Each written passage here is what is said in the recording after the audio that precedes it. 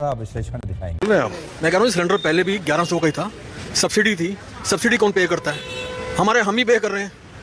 Government of India ने जो आज के दिन में जो सिर्फ गरीबों के लिए, पुअर पीपल, जो उनके लिए सब्सिडी डायरेक्ट हो गई है, that is the right thing to do. एक बात बताइए, डीजल सस्ता था मनमोहन सिंह के टाइम में? 3 करोड़ की गाड़ी वाला भी डीजल लेता था, सब्सिडाइज डीजल। क्यों मिलेगा उसको? सिलेंडर जो रेस्टोरेंट वाले थे उनको भी सिलेंडर सब्सिडाइज मिलता था। क्यों मिलता था? 5 स्टार होटल वालों को क्यों मिलता था? इंडिया में प्रॉब्लम क्या है कि हम सबके सब पॉलिटिकली एक्टिव तो बहुत है, लेकिन पॉलिटिकली इलिटरेट है, इकोनॉमी को समझता ही नहीं है।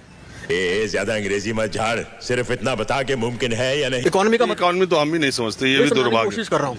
देखिए ऐसा होता है कि जो कोई भी चीज़ फ्री नहीं है दुनिया में। आपने कहा कि वो सब्सिडाइज डीजल मर्सिडीज वालों को मिलता था। हाँ, सबको था ना सब्सिडाइज, तो डीजल ही था। और वही क्या हो गया है अभी बताया, अभी क्या हो गया है? आप केरोसिन ले लीजिए, तो डायरेक्ट जो बेनिफिट है, डायरेक्ट ट्रांसफर है हर उस आदमी को है जो गरीबी रेखा से नीचे है। केरोसिन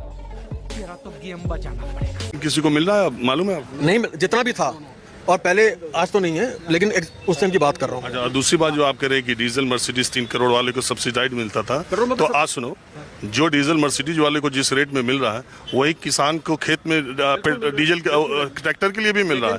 और उस मर्सिडीज वाले को 60 से 100 का फर्क भले ना पड़ा हो, उस किसान को 60 का 100 कितना फर्क पड़ गया? हमारी प्रॉब्लम ये है, हम ये कह के चलते हैं कि सारे किसान गरीब हैं।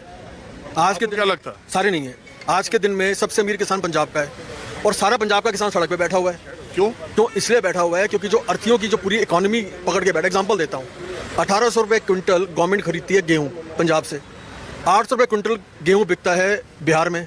बिहार का आदमी लाके 1600 में यहाँ बेचता है, 1800 में वो खरीद लेता है। आप इकोनॉमी जानते हैं सर? सुन लीजिए, मेरी भी सुन लीजिए। बिहार से पंजाब कितना किलोमीटर है? अरे किलोमीटर है। हाँ, आज कितना किलोमीटर? बता रहा हूँ, मैं ट्रांसपोर्टर ही हूँ, वही अरे कहना क्या चाहते हो बता रहा हूँ।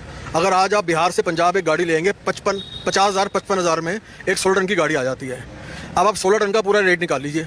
आप निकाल लीजिए। मैं बता रहा हूँ, आज उसमें 800 रुपये क्विंटल के हिसाब से अगर उठाएंगे फिर भी बेनिफिट है। लेकिन अब हो क्या रहा है, एक मिनट सुन लीजिएगा। आज के दिन में government of India as a rule should have 3 months of food security. 3 महीने के लिए अनाज रखा जाता है, 2.5 साल का अनाज है। 3 महीने के बाद वही गेहूँ सड़ता है, वही गेहूँ 300 रुपये क्विंटल में बेचा जाता है बीयर कंपनियों को। क्यों बेचा जाता है? अब मोदी क्या करता है? अब देखिए इकोनॉमी क्या है। इंडिया में गवर्नमेंट के सिर्फ 4 काम है दुनिया में। आप चेकअप कराइए, आप महान। गवर्नमेंट सिर्फ 4 काम करती है। पहला है राइट टू लाइफ। कितने बॉम्ब ब्लास्ट हुए मनमोहन सिंह के नीचे? पाकिस्तान की जो क्रॉस बॉर्डर वो थी, टेररिज्म था। अभी जम्मू कश्मीर में जितना टेररिज्म है, कब रहा इतना? आ रहा हूँ, इससे ज्यादा था इंडिया में। जम्मू की बात कर रहा हूँ। हाँ, जम्मू में ऐसा हो गया कि ये एक गलती है मोदी के एंड पे। हवा निकल गई। कश्मीर का टेररिज्म डोडा में शिफ्ट हो गया, जिसकी अब लड़ाई हो रही है। ये गलती कर गए वो, कश्मीर को सॉल्व करते करते जम्मू को खराब कर गए। ये गलती हो गई। लेकिन एक चीज़ देखिएगा, नक्सलाइट से लड़ने में 15,000 से ज़्यादा फौजी मरे हैं। कश्मीर के अंदर 17,000 से ज़्यादा फौजी मरे हैं। 8,000 फौजी मरे सिर्फ इंडिया के 3 लड़ाइयों में। हम उससे ज़्यादा फौजी मरवा चुके हैं इंटरनल वॉर्स में। ये वॉर सबसे हुआ कहाँ से, शुरू कहाँ से हुआ? क्यों? कांग्रेस को उठा लीजिए आप। इंडिया में जितने, आप ये सुनिए, अभी मजा आएगा। मेरे इतना समय नहीं है। आप ये मानते हैं कि नहीं कि हिंदुस्तान में आज हम जहाँ तक पहुँचे हैं, जो कुछ भी अच्छा हुआ है वो मोदी जी के राज में हुआ है, जो कुछ भी बुरा हुआ वो नेहरू, इंदिरा, उसके पीछे की सरकारें उसके लिए जिम्मेदार हैं? आप ये मानते हैं? नहीं मानता, मैं नहीं मानता। ज़्यादा है, कुछ का कम है। प्राइम मिनिस्टर का काम क्या है? 100% एक्यूरेसी पे काम करके देना। अरे छोड़िए, ये सब बहुत लंबी बहस है। मैं आज ये जानने के लिए आया हूँ, कल बजट आना है, इस बजट से आपको क्या उम्मीद है? मैं तो ये चाहूँगा कि जिस दौर से और जिस स्पीड से इंफ्रास्ट्रक्चर में इन्वेस्टमेंट हो रही है, मेक इन इंडिया का अभियान चलाया है, और नौजवान अपने ही इलाके में रोजगार कमाए ताकि शाम को अपने माँ बाप के पास जा किया जाए। उसका एक रीज़न है कि 100 रुपये जब इंफ्रास्ट्रक्चर में लगता है तो 3.7 टाइम्स का रिटर्न है। जिस कंट्री में इंफ्रास्ट्रक्चर नहीं है, हिंदुस्तान में प्रॉब्लम क्या है, बाकी कंपनी आती क्यों नहीं है? उसका रीज़न है कि जो हमारा सप्लाई चेन है, जो ट्रांसपोर्टेशन है, वो 14% जीडीपी का है। चाइना 6% पे है, यूरोप 8% पे है।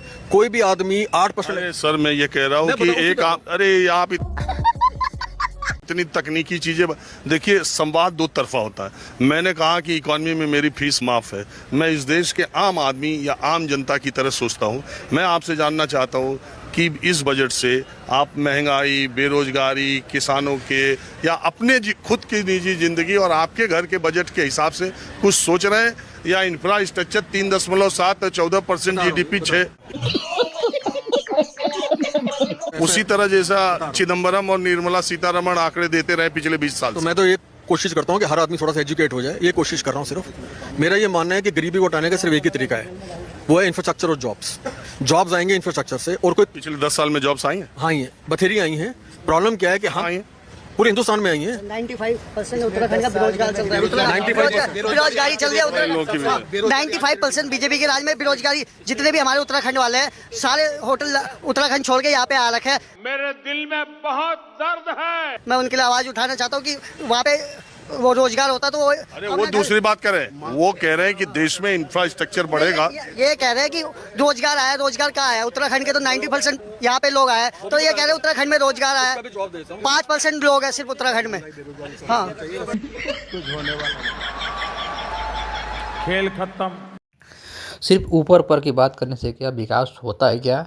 इस तरह की अगर बात है तो सब लोग हवा हवाई सिर्फ बात करते हैं और जनता का विकास हो जाता। तो क्या सिर्फ ऊपर ऊपर का लेवल का बात करना कि यहाँ पे वो हो रहा है, वहाँ पे हो रहा है, या हमारा जीडीपी इतना जा रही है, उतना जा रही है, क्या इससे लोगों का विकास हो रहा है, भला हो रहा है? वो तो जो है किताबी आंकड़ा है, वो सर्वे है। तो क्या इस तरह से लोगों का विकास हो रहा है? तो नहीं, बिल्कुल भी नहीं। ऐसे ग्राउंड पे देखा जाए कि लोगों के अंदर क्या जो है बदलाव हो रहा है, क्या उनका मकान बन रहा है, क्या महंगाई से वो जो परेशान नहीं है। तो इस तरह से लोगों के बीच में जाकर अगर सर्वे किया जाए तब मालूम पड़ेगा कि हमारा जीडीपी कितनी ऊपर जा रही है, कितनी नीचे जा रही है। लेकिन सिर्फ अपर कास्ट या ऊपर वालों की सिर्फ बात करना, क्या उससे विकास होता है? तो बड़ी ही सोचने वाली बात है।